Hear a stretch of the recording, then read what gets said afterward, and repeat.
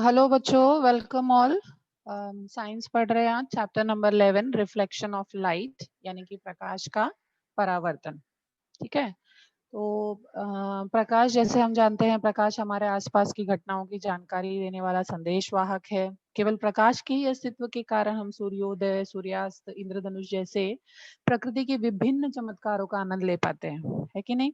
और रिफ्लेक्शन जैसे है, आप जानते हैं कि जो प्रकाश की किरण है वो जो है एक जो मीडियम है उससे दूसरे मीडियम में जब जाती है तो वो अपना जो है मार्ग बदल देती है, डेविएट कर देती है, जिसकी वजह से जो है हमें उसके सारे जो प्रॉपर्टीज हैं वो मिलते हैं, जैसे कि प्रकाश का अपसरण, अभिसरण।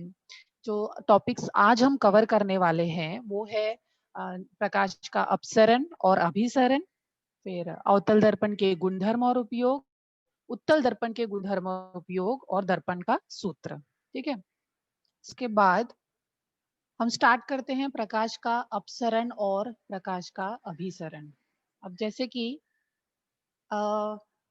इससे पहले मैं आपको ये बता दूं, जैसे कि जो टॉपिक में हम कवर करने वाले उसमें आपने देखा कि अवतल दर्पण और उत्तल दर्पण, बराबर। तो आप जानते हैं दर्पण, दर्पण में हम हमेशा चेहरा देखते हैं, और दर्पण जो होता है वो समतल दर्पण होता है, राइट, जिसमें हम चेहरा देख पाते हैं।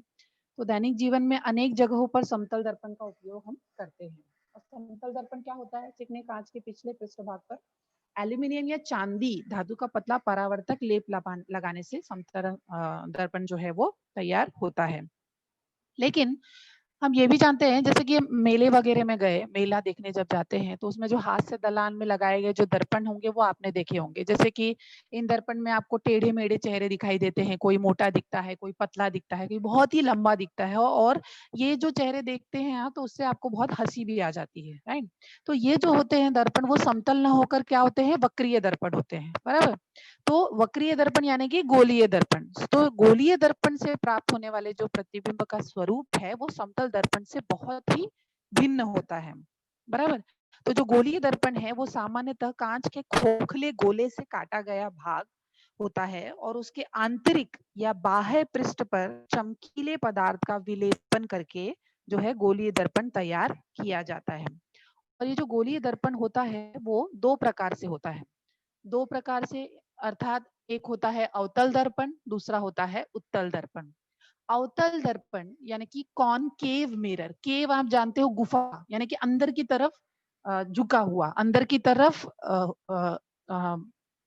जो जैसे कि गुफा होती है या केव होता है, जिसमें आप जानते हो कि जैसे बिल जिसको बोलते हैं, तो अंदर की तरफ अगर झुकाव है तो वो जो हो गया कॉनकेव मिरर यानी कि अवतल दर्पण, और अगर उभरा हुआ है, बाहर की तरफ उभार है, तो उसे उत्तल दर्पण कहते हैं। तो ये जो दोनों चीजें हैं ये किससे मिलती है? हमको गोलीय दर्पण से ही मिलती है। अब जैसे अवतल दर्पण क्या है? यदि गोलीय पृष्ठ का आंतरिक भाग चमकदार हो तो उसे अवतल दर्पण कहते हैं, और इस दर्पण के आंतरिक पृष्ठभाग द्वारा प्रकाश का परावर्तन होता है। ठीक है, उत्तल दर्पण क्या हो गया फिर? तो यदि गोलीय पृष्ठ का बाह्य भाग चमकदार होता है तो उसे उत्तल दर्पण कहते हैं। ठीक है, और जो दर्पण के बाह्य पृष्ठभाग द्वारा प्रकाश का परावर्तन होता है तो ये कॉन्वेक्स मिरर। तो आप समझ गए गोलीय दर्पण के दो भाग, दो प्रकार, अवतल दर्पण और उत्तल दर्पण। अब गोलीय दर्पण से संबंधित चिन्ह जो है मैं वो आपको बताना चाहती हूँ, क्योंकि जब हम अवतल दर्पण पढ़ेंगे तभी भी वो चिन्ह हम देखने वाले हैं, जब हम उत्तल दर्पण पढ़ेंगे तभी भी हम वो चिन्ह देखने वाले हैं। अब जैसे कि आप यहाँ पे डायग्राम में देख सकते हो, यहाँ पे ये गोलीय दर्पण है, बराबर है। अब ये अंदर की तरफ है, ये अंदर की तरफ भाग चमकदार है, तो अंदर की तरफ चमकदार भाग होगा, आंतरिक भाग चमकदार होगा। तो ये कौन सा दर्पण अभी यहाँ पर दिखा रहे हैं? यहाँ पे जो है अवतल दर्पण दिखा रहे हैं, बराबर। देखो अंदर की तरफ से रिफ्लेक्शन होगा। अब जो ये P है ये दर्पण का ध्रुव कहलाता है। फिर ये जो C है ये सेंटर ऑफ कर्वेचर यानी कि वक्रता केंद्र होता है, और ये जो सीधी लाइन जाती है बिना डेविएशन के, प्रकाश की किरण जो जाएगी वो मुख्य अक्ष होगा।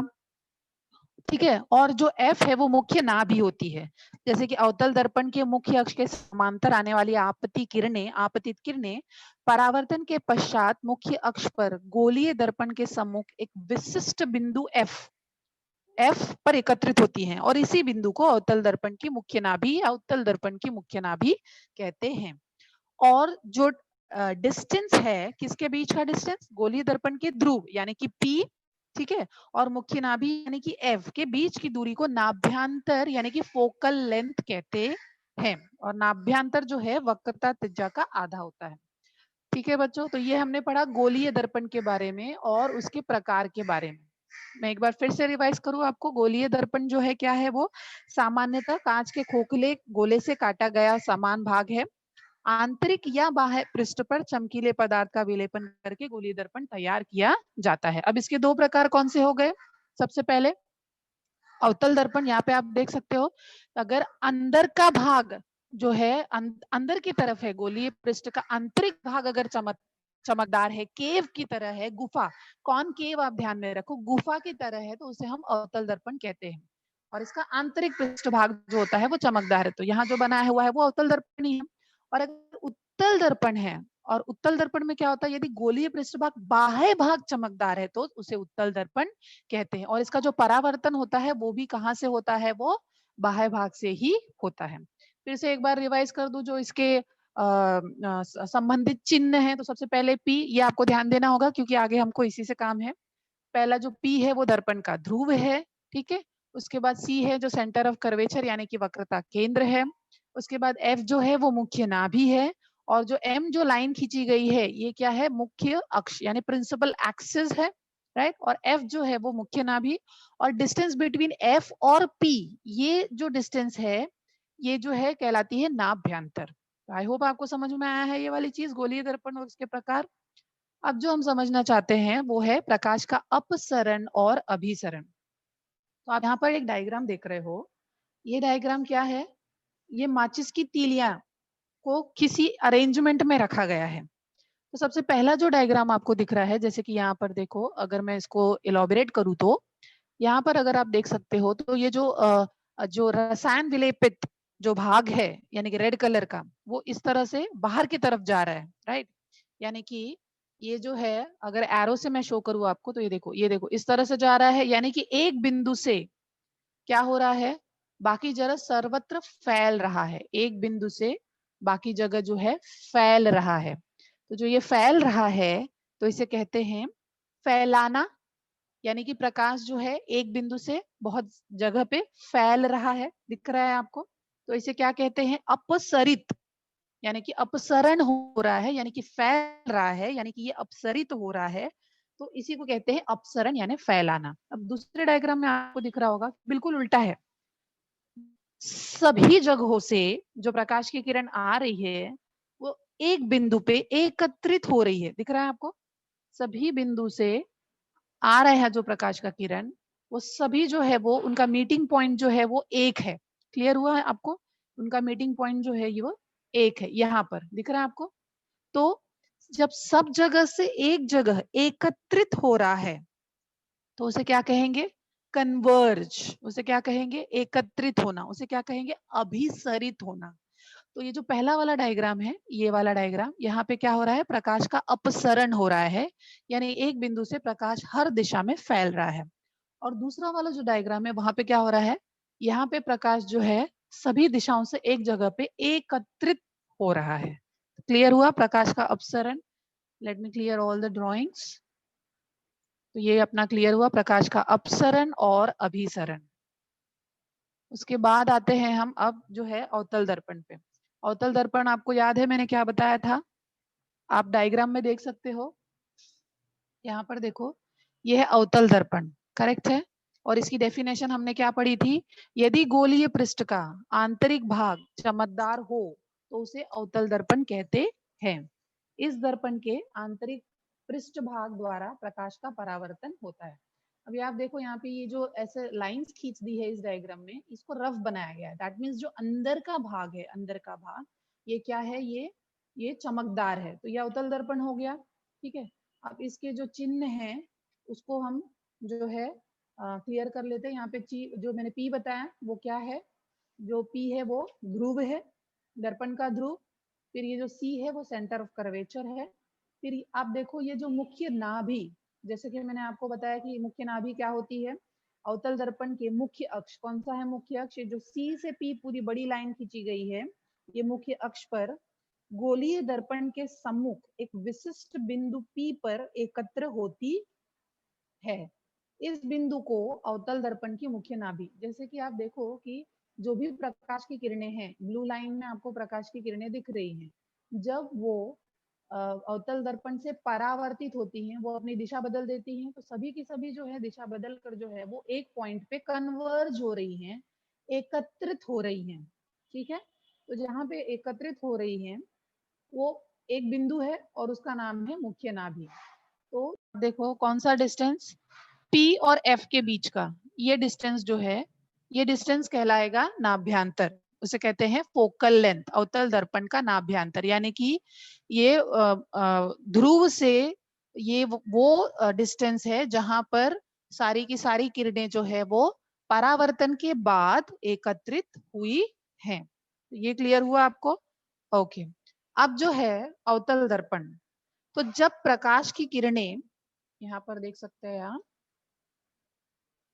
यहाँ पर जब प्रकाश की किरणें दर्पण से परावर्तित होकर एक बिंदु पर एकत्रित होती हैं, जैसे कि वो बिंदु है F, तब प्रकाश का अभिसरण हो रहा है, एकत्रित हो रही हैं, कन्वर्ज हो रही हैं, मिल रही हैं और अभिसरित हो रही हैं। तो प्रकाश का क्या हुआ यहाँ पे?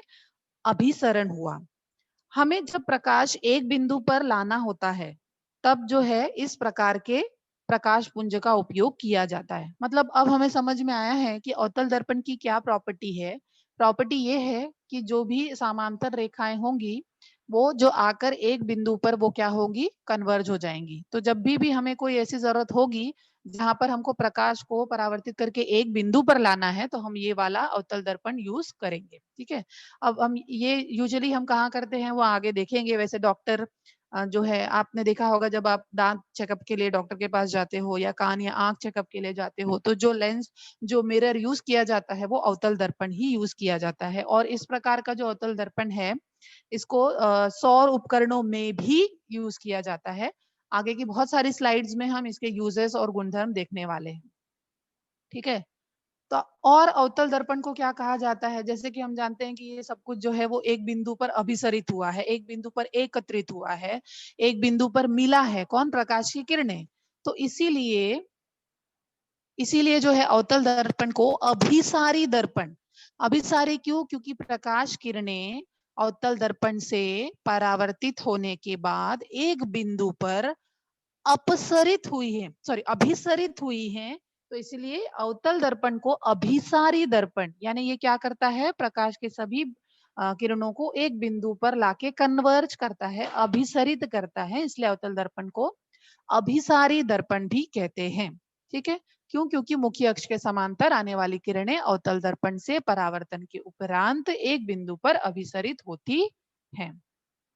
ठीक है, अब जैसे ये जो डायग्राम, ये जो चार्ट बनाया है, ये हमने अवतल दर्पण द्वारा प्राप्त होने वाले प्रतिबिंब बनाया है। जैसे कि मैंने यहाँ पे देखो, जैसे कि जो वस्तु है उसका एक प्रतिबिंब बनता है, बराबर है।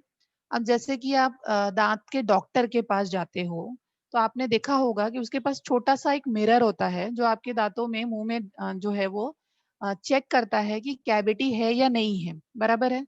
तो आप देखते हो कि जो वस्तु है, यानी कि जो दांत है और जो मिरर का जो डिस्टेंस है, जो है वो बहुत ही कम होता है, राइट? यानी कि बहुत ही नजदीक होता है मिरर के सामने। तो आप देखोगे कि डॉक्टर को जो जो कैविटी होती है या जो दांत होते हैं आपके मुंह में, वो बहुत ही बड़े, बहुत ही बड़ी इमेज दिखाई देती है उसकी, राइट?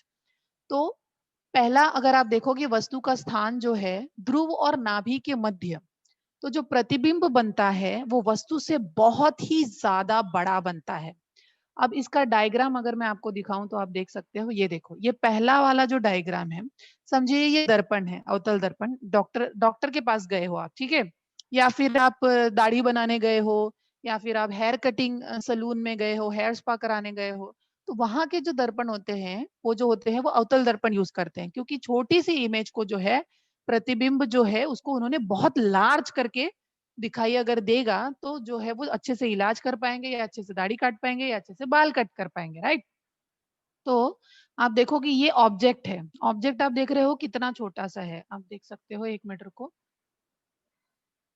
ये ऑब्जेक्ट आप देख रहे हो यहाँ पे, ये बहुत ही नजदीक रखा गया है दर्पण से। आप देखो डिस्टेंस जो है बहुत ही कम है। तो जितना नजदीक रखा है, यानी इवन जो फोकल मुख्य प्रिंसिपल फोकाई है उससे भी नजदीक रखा गया है। तो अगर इतना नजदीक रखा गया है तो आप देख सकते हो जो इमेज है वो इतनी बड़ी इमेज आ रही है, बराबर। तो बहुत ज्यादा नजदीक है। अगर हमको बहुत बड़ा प्रतिबिंब चाहिए तो हम क्या यूज कर सकते हैं? अवतल दर्पण हम यूज कर सकते हैं, राइट। अब जैसे वापस से हम आते हैं पीछे। अब आप जैसे दूसरा वाला डायग्राम देखो, यहाँ पे जो दूसरा डायग्राम आपको दिख रहा है। अब ये जो है, जो वस्तु जो यहाँ पे थी इसको थोड़ा सा दूर किया, ठीक है, फोकल लेंथ पे रखा। फोकल जो फोकस है उसके ऊपर रखा है, जहाँ पे कन्वर्ज हो रही है रेखाएं। तो जब मैं उसके ऊपर रखूंगी तो भी प्रतिबिंब जो है वो बहुत अनंत दूरी पे जाएगा। प्रतिबिंब जो है वो समांतर पुंज पे जाएगा और बहुत बड़ा प्रतिबिंब यहाँ भी बनेगा। अब जैसे थर्ड पॉइंट है। अब जो है थर्ड पॉइंट में मैंने ये जो फोकस है उससे थोड़ा सा पीछे वस्तु को रखा है। तो ये जो रे डायग्राम बना है उस हिसाब से आप देखोगे कि अब यहाँ पे पहले जो था, वस्तु जो था आभासी था और सीधा था और वस्तु से बहुत ही बड़ा था, ठीक है।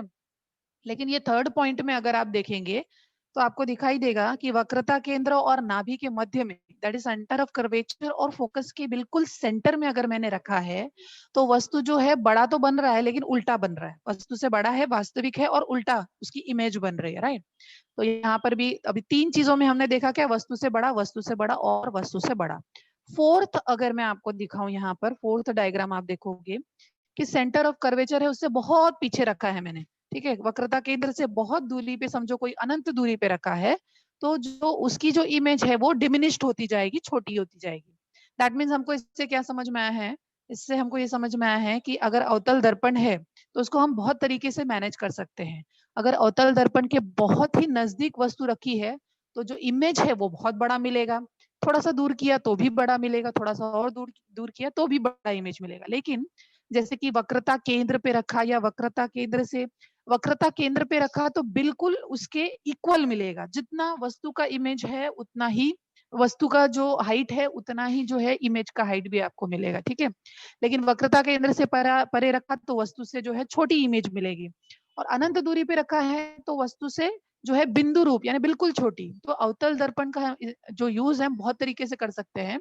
बस इमेज जो है बहुत बड़ा भी ले सकते हैं, इमेज जो है वस्तु के बराबर भी ले सकते हैं, और इमेज जो है वस्तु से बहुत छोटा पॉइंट स्वरूप में भी ले सकते हैं। तो ये अवतल दर्पण के यूजेस जो है वो हमको समझ में आए, आगे और भी अच्छे से समझ में आएंगे। आप देखो यहाँ पर, उससे पहले मैं आपको अवतल दर्पण के यूजेस बताती हूँ। जैसे जो मैंने आपको अभी पढ़ा रही थी, ये देखो, ठीक है। जैसे कि मैं आपको दांत के डॉक्टर का बता रही थी, जब आप दांत के डॉक्टर के पास जाते हो तो देखो वो कुछ इस तरह का मटेरियल यूज करते हैं, राइट। इस तरह का जो मिरर है वो देखते हैं, और आप देखोगे कि जो कैविटी है उसकी इमेज इसके अंदर बहुत ही एनलार्ज साइज में दिखाई देती है। तो उससे होता क्या है, जो कैविटी है या जो दांत में प्रॉब्लम है वो डॉक्टर को बहुत ही अच्छे से दिखाई देती है, यानी कि जो वस्तु है उसका बहुत बड़ा इमेज दिख रहा है अवतल दर्पण में।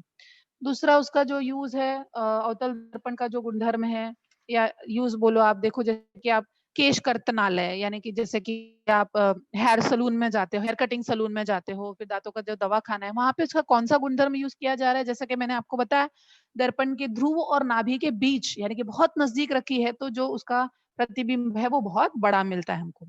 दूसरा जो बैटरी और वाहनों के हेडलाइट, अब ये जो कार की हेडलाइट्स आप देख रहे हो, तो यहाँ पे जो है सेकंड वाला यूज किया है कि प्रकाश स्रोत को नाभि के पास अगर रखा जाए तो जो प्रकाश का समांतर पुंज प्राप्त होता है, जो दूसरा डायग्राम हमने देखा था कि प्रकाश का समांतर पुंज प्राप्त होता है, मतलब लाइट जो है बहुत दूर तक जाती है, आपने देखा होगा, ताकि रात में जो है आपको बहुत दूर तक का विजन दिखाई दे, प्रकाश जो बहुत दूर तक का दिखाई दे और एक्सीडेंट्स वगैरह ना हो। तीसरा देख सकते हो फ्लड लाइट्स। तो फ्लड लाइट्स में क्या होता है, सेम चीज, प्रकाश स्रोत को अवतल दर्पण की वक्रता केंद्र से थोड़ा सा परे रखने पर जो है तीव्र प्रकाश, बहुत इंटेंस लाइट जो है हमको मिलती है। तो फ्लड लाइट्स में भी जो है अवतल दर्पण को यूज किया गया है।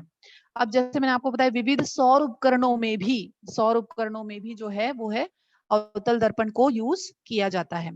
अब सौर उपकरण में जैसे कि आप ये देख रहे हो, सौर पैनल है, सोलार वाटर हीटर है, सोलार कुकर है, तो उसमें होता क्या है, सौर उपकरणें करती क्या है कि ये जो सन रेज जो है वो कॉन्केव मिरर पे जब फॉल होती हैं तो वो उनको कन्वर्ज करती हैं, साथ में ले आती हैं फोकल प्लेन के, और ड्यू टू दिस कन्वर्जेंस, ये कन्वर्जेंस के कारण जो इंटेंसिटी होती है सन रेज की वो बहुत ज्यादा इंक्रीज हो जाती है।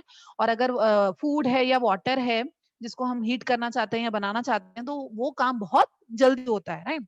सो इसके लिए कॉन्वर्टर्स जो है they are used in solar devices. क्यों यूज कर रहे हैं, जैसे मैंने आपको बताया कि जो है ये जो सनरेज की जो इंटेंसिटी है ये उसको और ज्यादा इंक्रीज करती है और कन्वर्ज करती है वो लाइट को।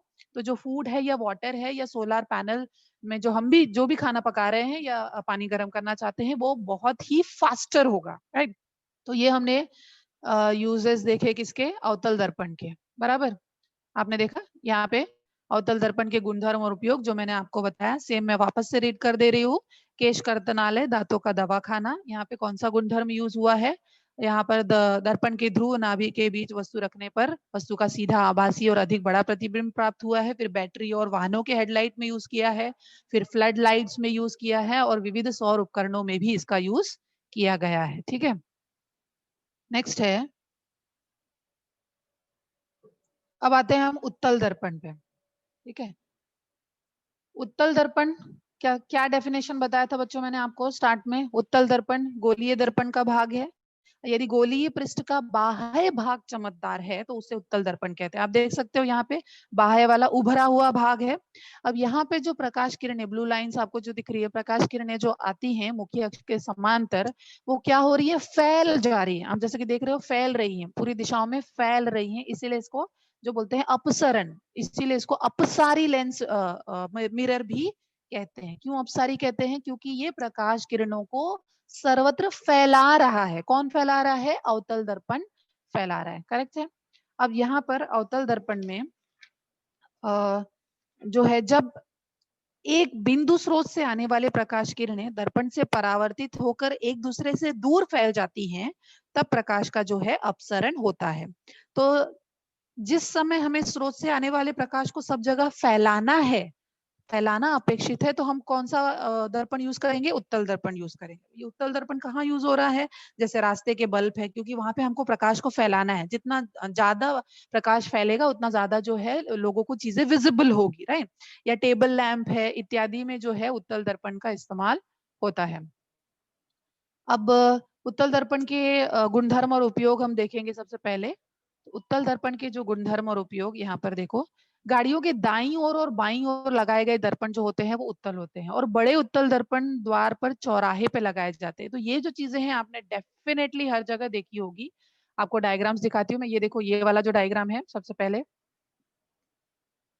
ये गाड़ियों के दाईं बाईं और जो मिरर लगे होते हैं वो उत्तल दर्पण होते हैं। जैसे कि मैंने आपको बताया, उत्तल दर्पण में जो होता है वो चीजें, वस्तु जो होती है उससे छोटी इमेज मिलती है हमेशा हमको, ठीक है, उत्तल दर्पण में। तो जैसे छोटी इमेज मिलती है तो हमको बहुत लार्ज व्यू मिलता है, और जो गाड़ियां हैं वो हमको बराबर दिखाई देती है कि हमारे पीछे कितनी गाड़ियां हैं और कितने डिस्टेंस पे गाड़ियां हैं, बराबर। बिल्कुल उसी तरह आपने ये चौराहों पे देखा होगा, या पार्किंग लॉट में अगर आप गए होगे तो गोल सा ये जो आपको हर जगह दिखाई देता होगा। और मोस्टली ये टर्निंग पे दिखता है, जैसे लेफ्ट टू राइट टर्न लेना है, राइट टू लेफ्ट टर्न लेना है, तो ये टर्निंग्स पे ये लगाया जाता है, ताकि जब जो कार में बैठा है व्यक्ति वो अगर टर्न ले रहा है तो अगर इसमें देखता है तो उसको लार्ज व्यू मिलता है कि सामने कोई कार है या नहीं है, या कोई चीज है या नहीं है। तो जो है एक्सीडेंट से बचने के लिए जो है ये उत्तल दर्पण का यूज किया जाता है। तो क्लियर हुआ आपको उत्तल दर्पण का। और एक पॉइंट था कि आप कैसे पहचानोगे कि अवतल दर्पण किसे क्या है, या उत्तल दर्पण कैसे पहचानते हैं हम। तो ये देखिए, जैसे दाढ़ी करने के लिए इस्तेमाल किए जाने वाला जो विशेष दर्पण है वो अवतल दर्पण है। इस दर्पण को चेहरे पर अगर रखा, चेहरे के पास में रखा तो सीधा और बड़ा प्रतिबिंब प्राप्त होता है, और अगर जैसे जैसे दूर लेते जाते हैं तो प्रतिबिंब जो है वो छोटा छोटा छोटा होते जाता है। तो इससे हमको पता चलता है कि वो अवतल दर्पण है। ठीक है, और दूसरा जो मैंने आपको बताया कि आप टच कर कर भी देख सकते हो कि जैसे थोड़ा सा अंदर की तरफ अगर है तो वो अवतल दर्पण है, थोड़ा सा उभार अगर है तो वो जो है वो उत्तल दर्पण है। और जैसे चम्मच चम्मच आप लेते हो ना, तो चम्मच का जो अंदर का भाग है आप उसको जो है अम, उत्तल दर्पण समझो, और बाहर का भाग जो है वो सॉरी अवतल दर्पण समझो, और बाहर भाग जो है वो उत्तल दर्पण हो गया। और जैसे मोटर और मोटरसाइकिल का दर्पण जो है वो उत्तल दर्पण है, तो उत्तल दर्पण देखने पे चेहरे का जो प्रतिबिंब है वो छोटा, हमेशा छोटा ही मिलेगा। और दर्पण से दूर जाते जाते जाते प्रतिबिंब और छोटा होते जाएगा, परंतु वह सीधा ही रहता है। तो इस कारण से जो है अन्य वस्तुएं भी दर्पण में दिखने लगती हैं। तो इस तरह से हम पहचान सकते हैं कि अवतल दर्पण किसे कहते हैं, उत्तल दर्पण किसे कहते हैं। और अभी हमने देखा उत्तल दर्पण के गुणधर्म और उत्तल दर्पण के गुणधर्म और उपयोग हमने देखा। ठीक है, नेक्स्ट है दर्पण सूत्र, मिरर फॉर्मूला। अब यहाँ पे जैसे है कुछ कार्तीय चिन्ह परिपाटी के अनुसार जो है कि दर्पण को कहाँ रखना है, वस्तु को कहाँ रखना है, कौन सी चीज पॉजिटिव होगी, कौन सी नेगेटिव होगी। जैसे कि आप ये डायग्राम में देख रहे हो, यहाँ पे हमने यूज किया है अवतल दर्पण, राइट। तो ये हो गया इसका मुख्य एक्सेस, ये वाई एक्सेस हो गया। अब यहाँ पर जो ये जो रूल्स हैं वो रूल्स क्या है, जैसे देखो कि वस्तु को, जो वस्तु है, जो ऑब्जेक्ट है, जिस चीज को भी, जिस चीज का हमको प्रतिबिंब बनाना है, तो वस्तु को हमेशा दर्पण के बाईं ओर रखा जाता है। मुख्य अक्ष के समांतर सभी दूरियां जो है दर्पण के ध्रुव से मापी जाती है, यानी पी, ये वाला पॉइंट जो है यहाँ से मापी जाएंगी। फिर मूल बिंदु के दाईं ओर नापी गई सभी दूरियां जो है धनात्मक होगी, दाईं ओर। ठीक है, यहाँ जो भी दूरियां नापी जाएंगी वो धनात्मक होंगी, और उसके उल्टे बाईं ओर जो भी दूरियां नापी जाएंगी वो ऋणात्मक होंगी। तो ये तो इजी है। फिर दूसरा, मुख्य अक्ष के लंबवत तथा ऊपर की ओर जो भी दूरियां नापी जाएंगी वो पॉजिटिव होगी, ऊर्ध्व दूरी धनात्मक, देखो लिखा हुआ है बहुत अच्छे से। और डेफिनेटली अगर नीचे की तरफ है, ऋणात्मक है, तो अधो दूरी पे है तो वो ऋणात्मक होंगे। और अवतल दर्पण का नाभ्यंतर, बच्चों ये बहुत बार एग्जाम में पूछा जाता है, अवतल दर्पण का नाभ्यंतर ऋणात्मक होता है। जैसे कि मैंने आपको बताया कि ये अवतल दर्पण है, राइट। तो यहाँ से जो रेज आएंगी वो यहाँ पे एफ पे कन्वर्ज होंगी। तो जैसे कि यहाँ पे लिखा है कि बाईं ओर कोई भी दूरी होगी तो वो क्या होगी, ऋणात्मक होगी। तो अवतल दर्पण का नाभ्यंतर क्या होगा, ऋणात्मक होगा, और उत्तल दर्पण का नाभ्यंतर क्या होगा, धनात्मक होगा। तो आई होप आपको ये वाला क्लियर हुआ। ठीक है, उसके बाद में जो दर्पण का सूत्र है वो बहुत ही सिंपल है, बहुत ही ईजी है याद रखना।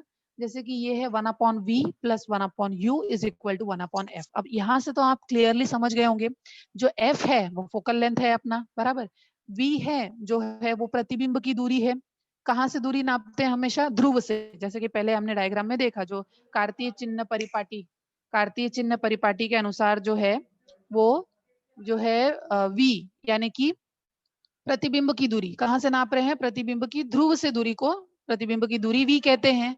और u को भी कहाँ से नापेंगे, ध्रुव से ही नापेंगे। तो ये जो है वस्तु की दूरी। अगर आपको इससे क्लियर नहीं हो रहा है तो आपके लिए डायग्राम देखो, यहाँ पर डायग्राम है, बहुत ही क्लियर है ये। ठीक है, अब आप देख रहे हो यहाँ पे एक अवतल लेंस है। अवतल लेंस की पहचान क्या है, कॉनकेव, यानी कि गुफा। गुफा आपको याद रखना है, अंदर की तरफ है वो आपको याद रखना है, अंदर का भाग चमकदार, बराबर। अब यहाँ पे मैंने रखा है वस्तु, यहाँ पर दिख रहा है आपको वस्तु, एक सेकेंड, यस ये रहा हमारा वस्तु। ठीक है, तो ये वस्तु यहाँ पे रखी है, तो यहाँ से कहाँ तक की दूरी, पी तक की दूरी, राइट। ये रही यहाँ से पी तक की दूरी वस्तु, ध्रुव। तो ये हो गया, क्या हो गया, यू हो गया। तो यू क्या है, distance between the object and the mirror, right. और इसका जो है यहाँ पे रखने पे हमको यहाँ से रे डायग्राम बना है, हमको ये वस्तु का प्रतिबिंब मिला। देखो ये छोटा प्रतिबिंब मिला है हमको।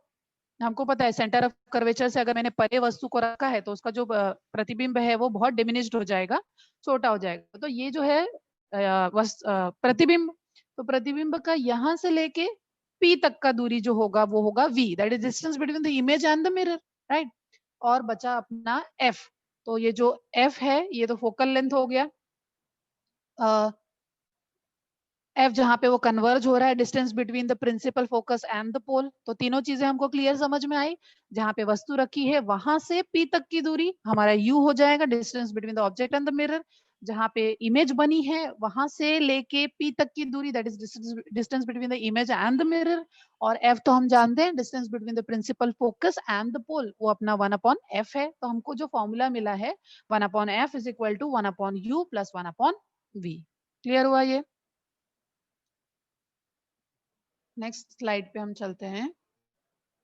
अब जैसे है गोलीय दर्पण द्वारा होने वाला आवर्धन, magnification due to spherical mirrors. तो ये जो आवर्धन है ये बहुत ही आसान है, इसमें खाली दो चीजों को जो है कंपेयर किया है। क्या कंपेयर किया है? अभी हमने देखा वस्तु देखा, हमने कहाँ रखा था, और प्रतिबिंब देखा। तो वस्तु की ऊंचाई और प्रतिबिंब की ऊंचाई, जैसे कि मैंने आपको अवतल दर्पण में बताया कि अवतल दर्पण जो है हम बहुत ही डिफरेंट तरीके से यूज कर सकते हैं। जैसे तीन चीजों में हमने देखा कि बहुत ज्यादा पास में रखा तो वस्तु की ऊंचाई बहुत ज्यादा थी, थोड़ा दूर लेके गए तो वस्तु की ऊंचाई थोड़ा कम हुई, थोड़ा और दूर लेके गए तो वस्तु की ऊंचाई और कम हो गई, और बिल्कुल सेंटर ऑफ कर्वेचर पे रख रहे हैं हम तो वस्तु की ऊंचाई जो है वो जो है प्रतिबिंब की ऊंचाई जो है वो बिल्कुल सेम टू सेम मूल वस्तु के बराबर आ रही है अगर वक्रता केंद्र पे रखा है।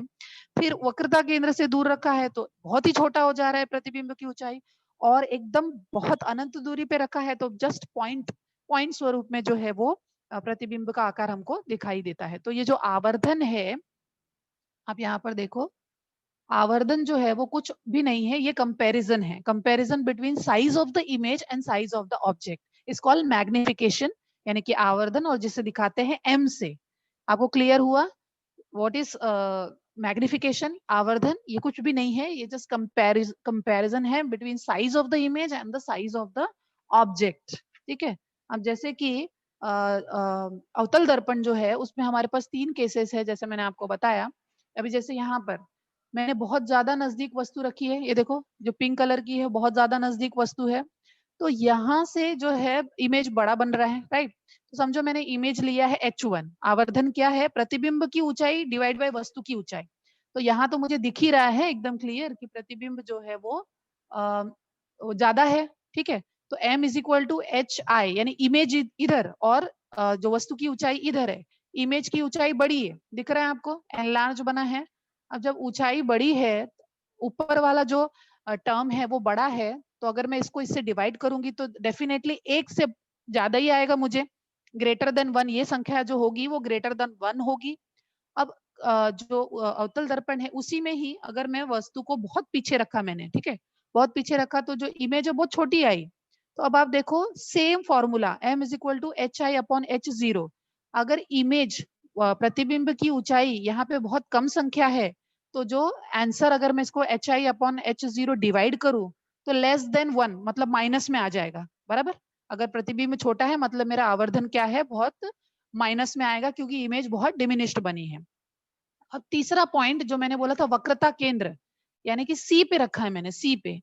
अगर मैं वक्रता केंद्र पे रखूं वस्तु को तो उसकी इमेज मैंने बताया था क्या होगा? मूल मूल वस्तु के बराबर इमेज होगी, बराबर है। तो जब बराबर होगी दैट मीन्स क्या है? H I is equal to H zero, यानी कि दोनों इक्वल है, यानी कि क्या होगा? इक्वल है, तो जो आवर्धन है, मैग्निफिकेशन है, वो कितना हो जाएगा? कितना हो जाएगा मैग्निफिकेशन? वो बिल्कुल ही वन होगा। क्लियर हुआ आपको? मैं फिर से एक बार आपको आवर्धन जो है और जो दर्पण का सूत्र है फिर से एक बार आपको बताती हूँ।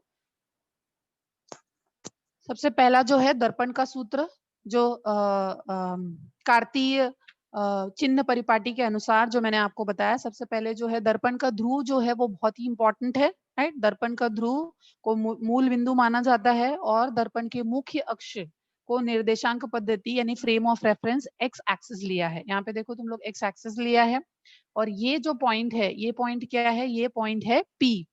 ठीक है। तो चिन्ह परिपाटी के निम्नानुसार जो वस्तु जो है, वस्तु जो भी ऑब्जेक्ट है जिसका हमको इमेज चाहिए, वो हम क्या करते हैं? वो हमेशा दर्पण के बाईं ओर यानी कि इस साइड में रखा जाता है, जैसे कि यहाँ पर रखा गया है। तो बाईं ओर रखा गया है, और मुख्य एक्सिस के समांतर सभी दूरियां जो हैं दर्पण के ध्रुव से, यानी कि आपको मैं यहाँ पे लिख देती हूँ, रुको, ये देखो ये P जो है, ये पॉइंट जो है P,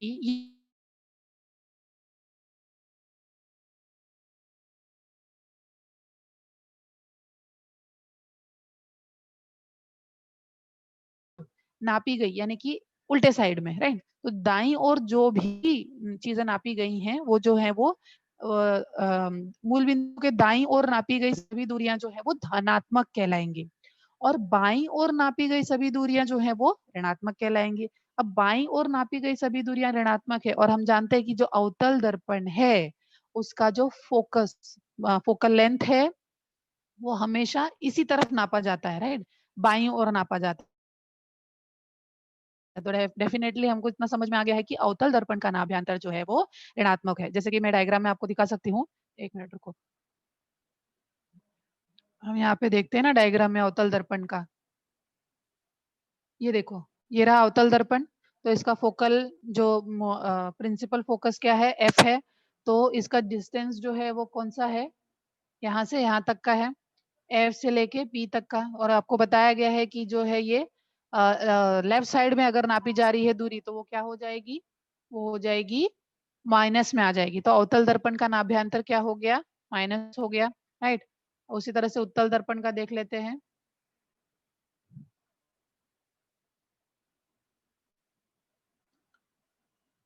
ये देखो उत्तल दर्पण का दिखा आपको, उत्तल दर्पण यहाँ पर है और यहाँ पे P है। तो इसका जो प्रिंसिपल फोकस है वो कहाँ है, दाई तरफ नापा गया है, बराबर दाई तरफ आ गया है F। और इसका जो, एक सेकेंड इसको मैं हाईलाइट करती हूँ, यहाँ से देखो इसका जो नाभ्यांतर यानी फोकल लेंथ होगा P तक जाएगा, F से लेके P तक। तो ये कहाँ से कहाँ नापी गई है, दाई तरफ नापी गई है। जब दाई तरफ नापी गई है तो उससे हमको समझ में आया कि उत्तल दर्पण का नाभ्यांतर जो है वो क्या हो जाएगा, धनात्मक हो जाएगा। ठीक है, कार्तीय चिन्ह परिपाठी के अनुसार। तो ये रहा, वापस से हम चलते हैं इस पे। ठीक है, तो ये क्लियर हुआ आपको कि अवतल दर्पण ऋणात्मक कैसे हो गया और उत्तल दर्पण धनात्मक कैसे हो गया। क्लियर। अब नेक्स्ट है कि मुख्य अक्ष के लंबवत नीचे की ओर मापी गई दूरियां जो है ऋणात्मक है, या नीचे की ओर ऋणात्मक माना गया है, ऊपर की ओर जो है वो धनात्मक माना गया है। उसके बाद नेक्स्ट आते हैं वापस जो है दर्पण के सूत्र पे आते हैं। जब हम कार्तीय चिन्ह परिपाटी के अनुसार दूरियां नापते हैं तब हमें वस्तु की दूरी, प्रतिबिंब की दूरी और नाभ्यांतर के उचित मान प्राप्त होते हैं। वस्तु की दूरी, वस्तु यानी कि जो ऑब्जेक्ट हमने रखा है उसको हमने यू से मान लिया है, और वस्तु जहां पे रखा गया है वहां से ध्रुव की दूरी, यहाँ पे देखो वस्तु जहां पे रखा गया है वहां से ध्रुव की दूरी को वस्तु दूरी कहते हैं। फिर प्रतिबिंब की ध्रुव से दूरी को प्रतिबिंब दूरी कहते हैं। और वस्तु दूरी, प्रतिबिंब दूरी और नाभ्यांतर, इन तीनों के बीच का जो सूत्र है उसे कहते हैं दर्पण का सूत्र। जैसे कि नेक्स्ट वाली स्लाइड में आप देखो यहाँ पर। ठीक है, अब यहाँ पर आप देखो क्या है ये, आ, एक सेकेंड, यस, यहाँ पर हम देख सकते हैं, यहाँ पर है यू यानी कि ये वस्तु, ये आपको दिख रहा है वस्तु, सेंटर ऑफ कर्वेचर से परे रखा है मैंने, तो डेफिनेटली जो इमेज है वो डिमिनिश्ड बनी है। और ये जो है इमेज आप देख सकते हो, ये मैं ब्लू लाइन से कर देती हूँ, ये रहा इमेज, छोटा इमेज बना है। तो ये जो लाइन है, यहाँ से यहाँ पे वस्तु रखा है और वस्तु से यहाँ तक की दूरी, कहाँ तक की दूरी, वक्रता केंद्र, ध्रुव ध्रुव तक की दूरी जो होगी वो यू होगी, राइट। ये है यू। तो ये क्या है, distance between the object and the mirror. उसी तरह distance between the image and the mirror, तो ये रहा हमारा इमेज और इसकी जो दूरी है यहाँ से यहाँ तक, एक सेकेंड, ये जो है v, यहाँ से यहाँ तक की दूरी v। तीसरा जो है फोकस, फोकस ये रहा f, राइट, ये फोकस जो है f है और इसकी यहाँ से लेके यहाँ तक की दूरी ये हो जाएगी distance between the principal focus and the pole. तो उस हिसाब से हमारा सूत्र हुआ 1/v plus 1/u is equal to 1/f। ये हो गया दर्पण का सूत्र। ठीक है, let me clear all the drawings, हम चलते हैं नेक्स्ट। समझ में आया है इसमें अवतल दर्पण किसे कहते हैं, उत्तल दर्पण किसे कहते हैं, और जो है इसके यूजेस क्या है। अवतल दर्पण के जो यूजेस है वो तो बहुत ही आपको आई थिंक डायग्राम्स देखने के बाद आपको हमेशा याद ही रहेंगे अवतल दर्पण के यूजेस, उत्तल दर्पण के यूजेस। और इसका जो रे डायग्राम है वो आई होप आपको समझ में आया है।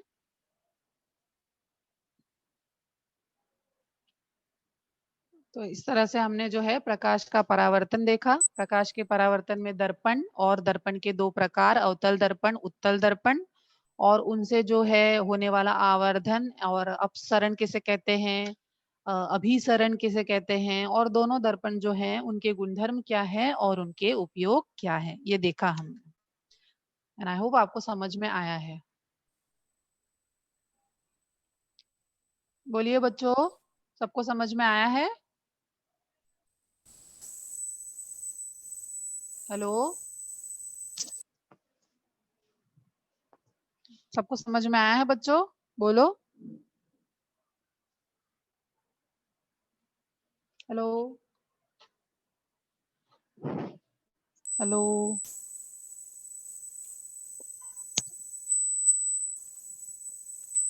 हेलो बच्चों,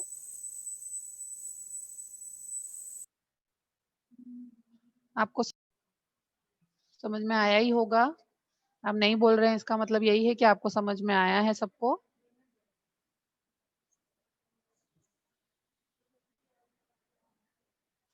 हेलो, हेलो। ठीक है बच्चों।